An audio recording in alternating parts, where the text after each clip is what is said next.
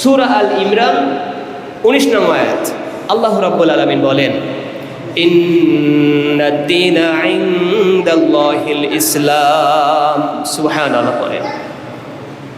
আল্লাহ রাব্বুল আলামিন পবিত্র কোরআনুল কারীমের মধ্যে সূরা আল ইমরানের 19 নং আয়াতের মধ্যে বলেন, ইন্নাদ-দীনা ইনদাল্লাহিল ইসলাম।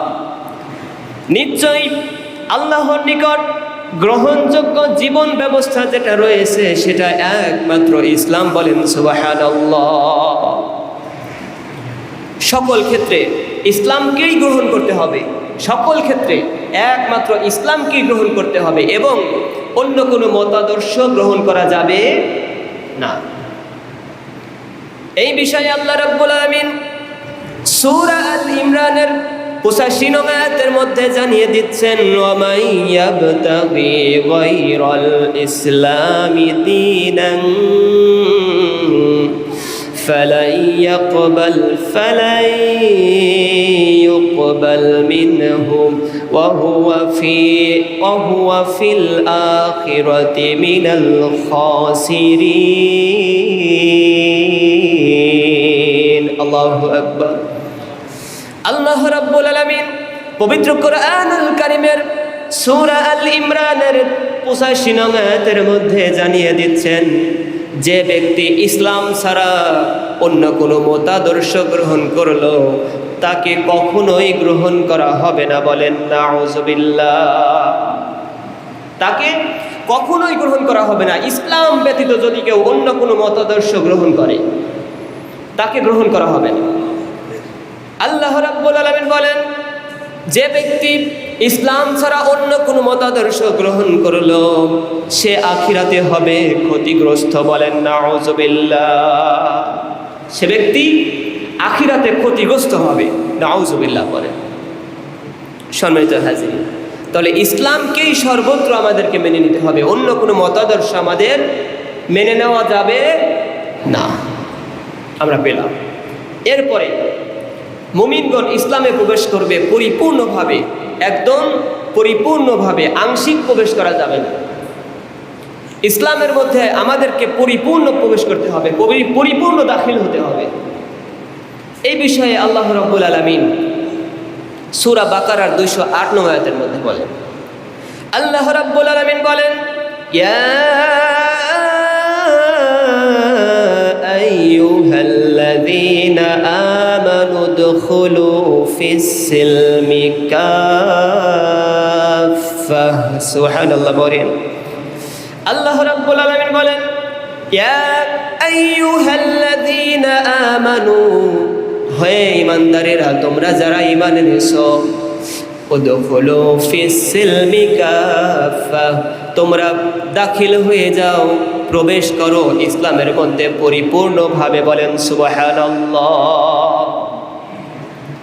পরিপূর্ণভাবে ইসলামের মধ্যে প্রবেশ করতে হবে এবং অন্য কোনো মতাদর্শ আমাদের মেনে নেওয়া যাবে না।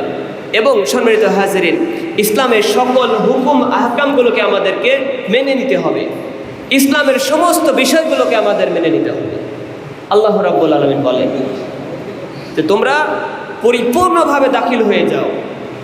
এখন আমরা পরিপূর্ণভাবে তো দাখিল হতে পারি না, আমরা কেউ একটা মানি আর একটা মানি না, এরকম মানুষ আছে না নাই?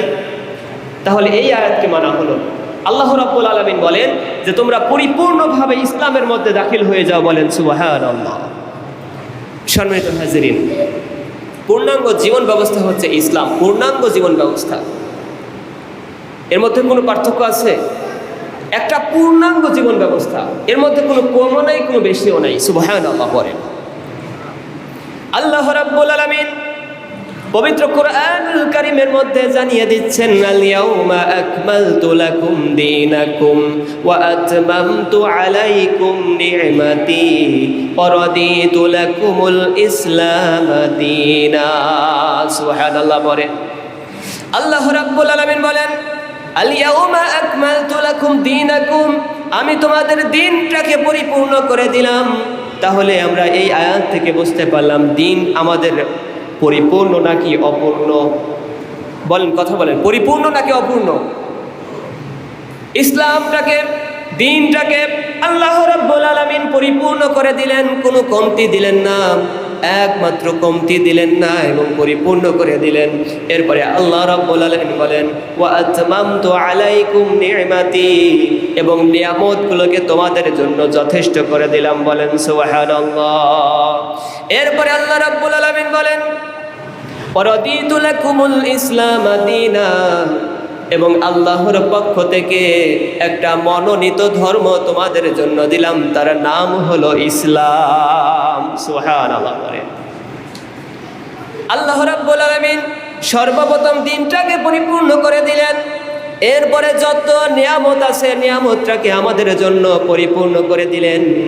এরপরে আল্লাহ রাব্বুল আলামিন বলেন, আল্লাহর পক্ষ থেকে মনোনীত একটা ধর্ম দিলাম তোমাদের জন্য, তার নাম দিয়ে দিলাম ইসলাম। সুবহানাল্লাহ। বলে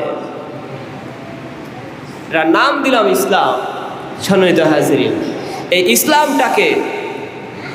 এই ইসলামটাকে কাফের মুশরিকরা শেষ করে দিতে চেয়েছিল, নিশ্চিহ্ন করে দিতে চেয়েছিল। কিন্তু আমার আল্লাহ রাব্বুল আলামিন কি বলেছেন জানেন? যখন আল্লাহর এই নূরকে, আল্লাহর এই ইসলামটাকে নিশ্চিহ্ন করে দেওয়ার চেষ্টা করছিল, তখন আল্লাহ রাব্বুল আলামিন বলেছিলেন, ইউরিদুনা লিয়ুতফিউ নূরুল্লাহি বিআফওয়াহিহিম আল্লাহু মুতিম্মু নূরিহি ওয়ালাউ কারিহাল কাফিরুন। আল্লাহু আকবার। আল্লাহ রাব্বুল আলামিন বলেন, তারা তাদের সামান্য মুখের ফুৎকারে তারা আমার নূরকে নিভিয়ে দিতে চায়, আমার নূরকে তারা মুখের ফুৎকারের মাধ্যমে নিভিয়ে দিতে চায়, কিন্তু আল্লাহ তার নূরকে প্রজ্বলিত করবেন, আল্লাহ তার নূরকে পরিপূর্ণ করে দিবেন, যদিও কাফেররা এটা অপছন্দ করুক। নাউজুবিল্লাহ। পড়ে কাফেররা যতই অপছন্দ করুক, আল্লাহ রাব্বুল আলামিন আল্লাহর এই নূরকে প্রজ্বলিত করবেন। বলেন সুবহানাল্লাহ। কাফেররা যতই অপছন্দ করুক, আল্লাহ রাব্বুল আলামিন বলেন সেটা আল্লাহ রাব্বুল আলামিন তার নূরকে পরিপূর্ণ করবেন। বলেন সুবহানাল্লাহ। এরপরে আল্লাহ রাব্বুল আলামিন বলেন, হুয়াল্লাযী আরসালা রাসূলাহু বিল হুদা ওয়া দীনিল হাক্কি লিইয়ুযহিরাহু আলাদ দীনি কুল্লিহি ওয়ালাউ কারিহাল মুশরিকুন। আল্লাহু আকবার। বলেন আল্লাহ রাব্বুল আলামিন বলেন, তিনি তার রাসূলকে, হুয়াল্লাযী আরসালা রাসূলাহু বিল হুদা, তিনি তার রাসূলকে সত্য এবং হিদায়াত এবং দ্বীন সহ পাঠিয়েছেন। বলেন সুবহানাল্লাহ। তিনি তার রাসূলকে হিদায়াত, সত্য, দ্বীন সহ পাঠিয়েছেন। বলেন সুবহানাল্লাহ। আল্লাহ রাব্বুল আলামিন বলেন, তাকে সকল দিনের উপরে আমার রাসূল সাল্লাল্লাহু আলাইহি ওয়াসাল্লামকে আল্লাহ রাব্বুল আলামিন হিদায়াত এবং সত্য দ্বীন সহ পাঠিয়েছেন এবং তাকে সকল দিনের উপর বিজয় করার জন্য। বলেন সুবহানাল্লাহ। সকল দিনের উপরে আমার রাসূল সাল্লাল্লাহু আলাইহি ওয়াসাল্লামকে বিজয় দান করার জন্য আল্লাহ রাব্বুল আলামিন পাঠিয়েছেন। বলেন সুবহানাল্লাহ। এরপরে আল্লাহ রাব্বুল আলামিন বলেন, ওয়ালাউ কারিহাল মুশরিকুন, যদিও মুশরিকরা এটা অপছন্দ করে, দ্বীনকে আমি বিজয় করবই করব। বলেন সুবহানাল্লাহ।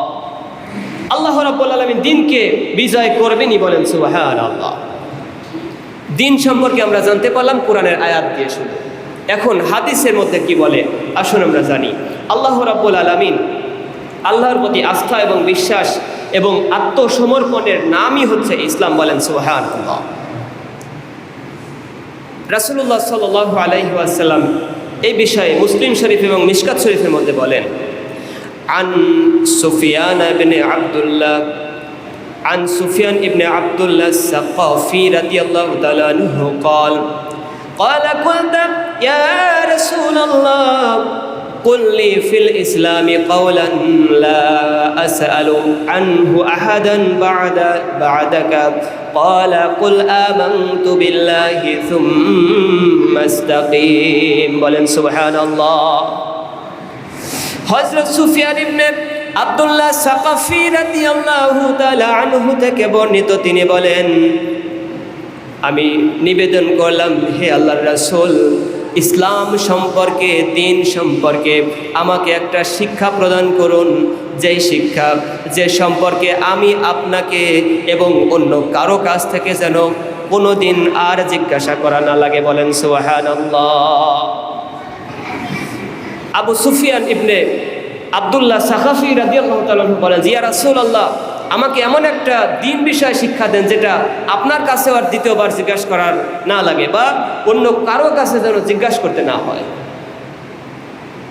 আমার নবী জনাবে মুহাম্মদুর রাসূলুল্লাহ সাল্লাল্লাহু আলাইহি ওয়াসাল্লাম বলেন, কুল আমানতু বিল্লাহি সুম্মা ইসতাকিম। সুবহানাল্লাহ পড়েন।